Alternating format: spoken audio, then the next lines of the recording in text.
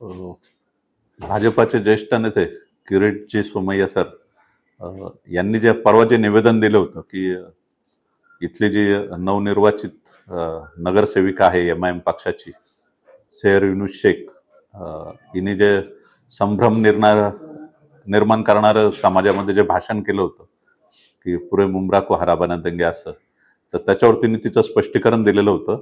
आणि त्या अनुषंगाने तिने जे जबाब दिलेला आहे पोलीस स्टेशनला आपण तिला विचारणा केली असताना, तर त्याची प्रत त्यांना आम्ही दाखवलेली आहे आणि त्याच्यावर आमचं पोलीस स्टेशनचं त्यांच्या निवेदनावर जे उत्तर आहे ते आम्ही त्यांना दिलं आहे आणि त्यांचं समाधान झालेलं आहे.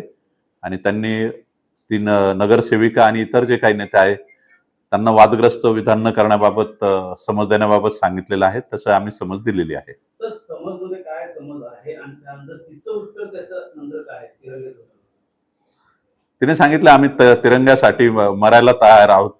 आमचं असं काही कोणाच्या धार्मिक भावना दुखवण्याचा उद्देश नव्हता. जरी कोणाच्या दुखवल्या गेल्या असेल तर मी माफी मागते असं तिने सांगितलेलं आहे. आपल्या समजमध्ये काय एकत्रित तिला भविष्यात असं समाजामध्ये संभ्रम निर्माण करणारं भाषण करू नये आणि आपल्या देशाचं जे जातीय एकात्मता व राष्ट्रीय एकात्मता याला बाधा येणार नाही असं आपण भाषण करू नये असं तिला आम्ही सांगितलेलं आहे. तर तिने तिच्या माफीनाम्यामध्ये तिरंगा शब्दाबद्दल किंवा जे काही तिने वक्तव्य केलं होतं त्याबद्दल काही म्हटलेलं आहे का? नेमकं माफीनाम्यामध्ये तिने काय म्हटलं? सांगितलं ना मी तुम्हाला की तिरंग्यासाठी आम्ही मरायला तयार आहोत असं ती बोललेली आहे.